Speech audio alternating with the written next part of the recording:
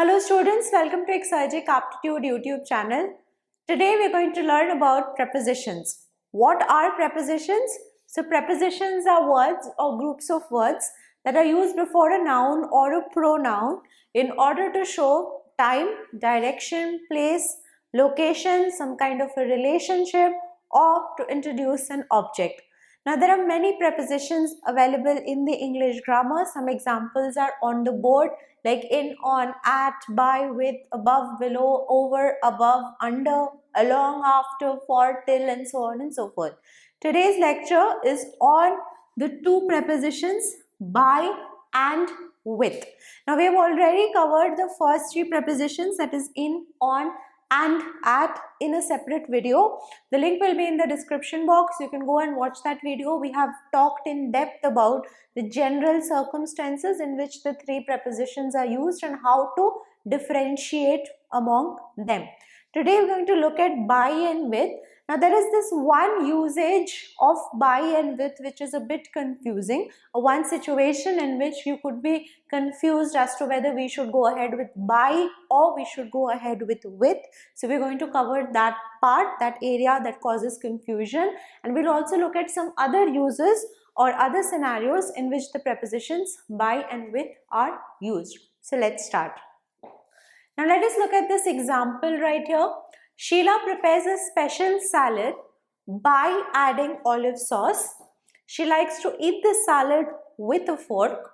Nowadays you get ready-made salads also which are made by fast food companies, but Sheila makes the salad with the vegetables she grows in her garden. So you can see that in some sentences we have used by, and in the other sentences we have used with. So by adding olive sauce but with a fork, right? By fast food companies but with the vegetables. So this is the scenario, this is the type of a scenario where you would be confused as to why are we not saying by a fork? Why don't we say that she likes to eat the salad by a fork? Or why don't we say that she likes to make the salad by the vegetables that she grows in her garden, right?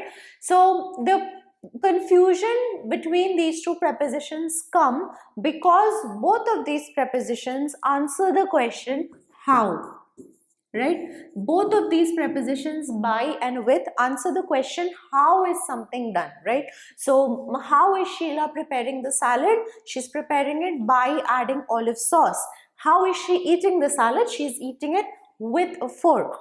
So both of these prepositions answer the question how, and that's why it's a bit confusing. So instead of asking the question how, we will look at what we should ask so that there can be absolutely no scope of any mistake while choosing a preposition, that is by or with. So the rule that you must follow for using with is always ask the question what, right? So instead of asking how was something done, ask with what was it done or what was used to do it. So with is always used when we want to talk about a tool or an equipment used to do something.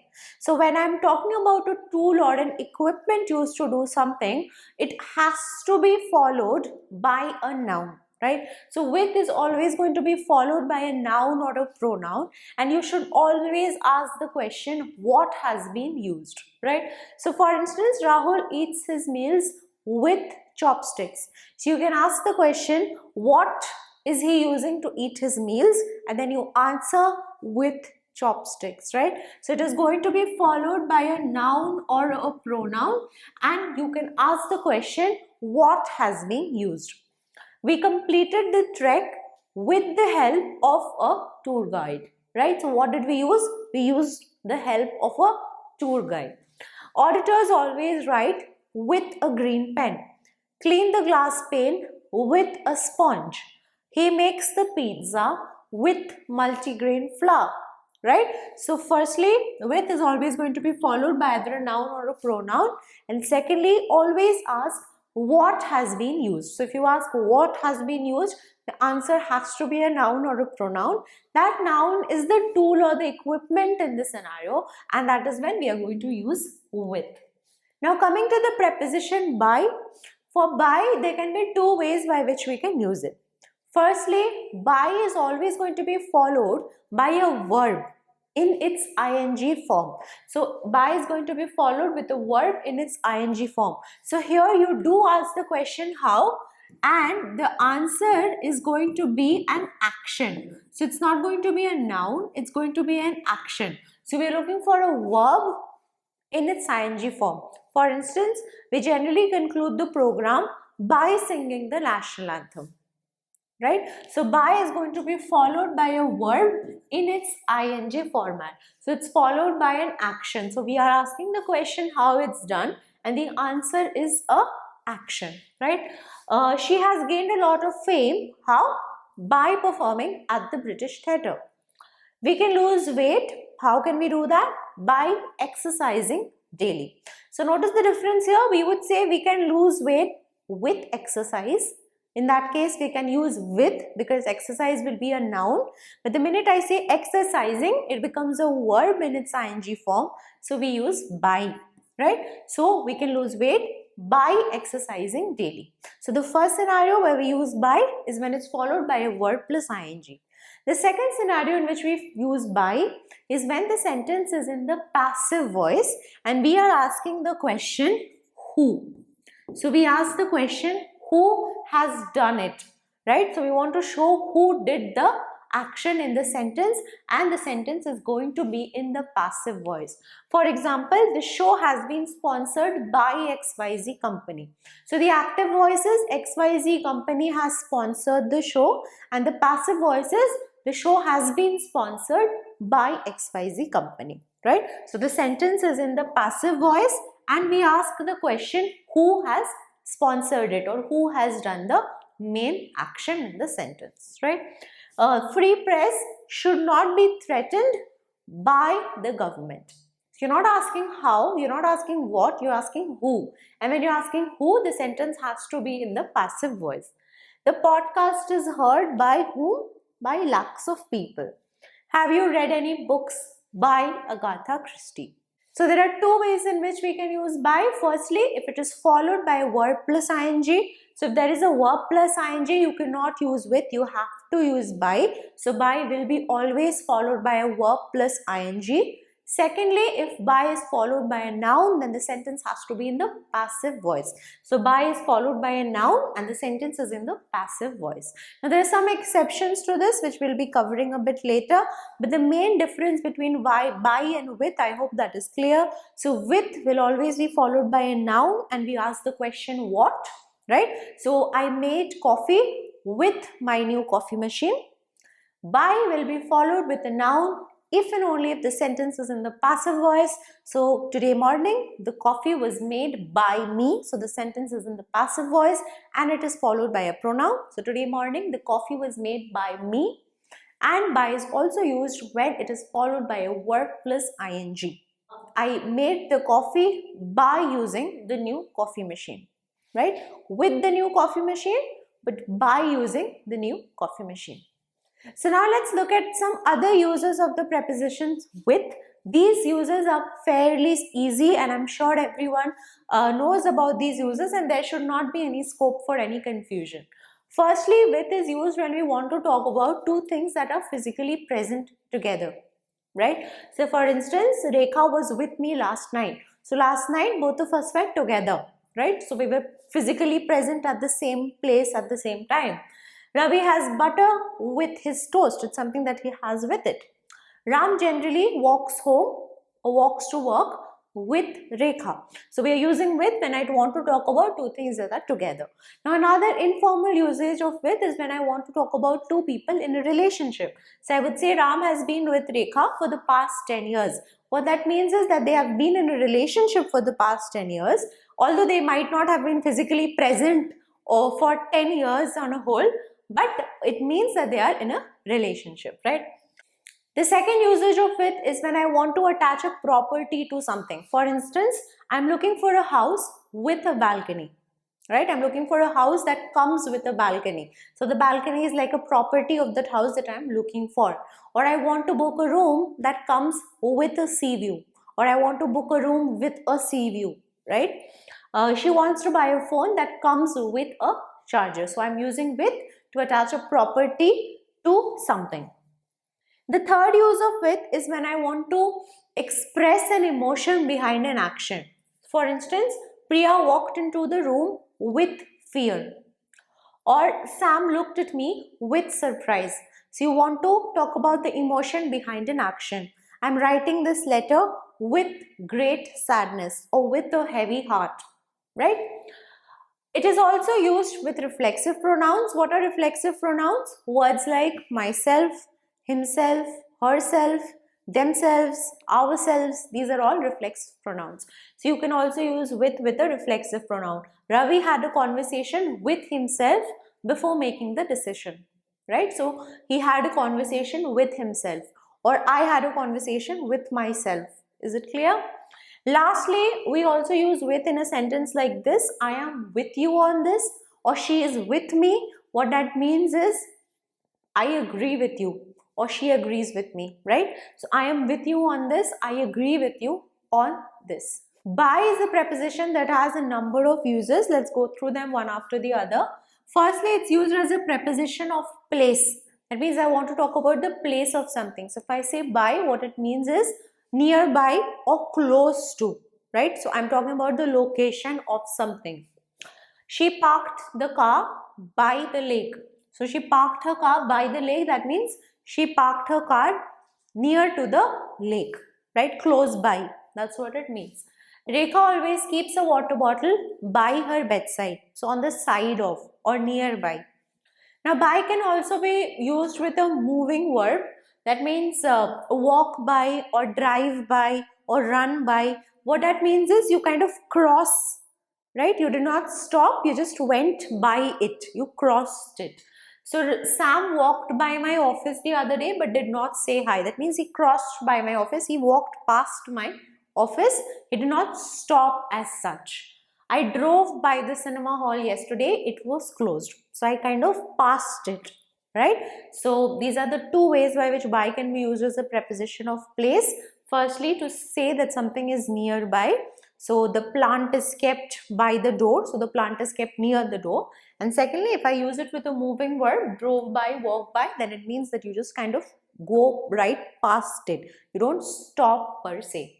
Secondly, by is used as a preposition of time also, wherein it means no later than.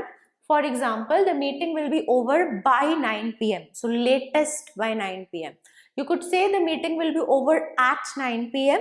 What that means is exactly at 9 p.m. the meeting will be over. But if you say the meeting will be over by 9 p.m., that means anytime before 9 p.m. but no later than 9 p.m. Latest by 9 p.m. right?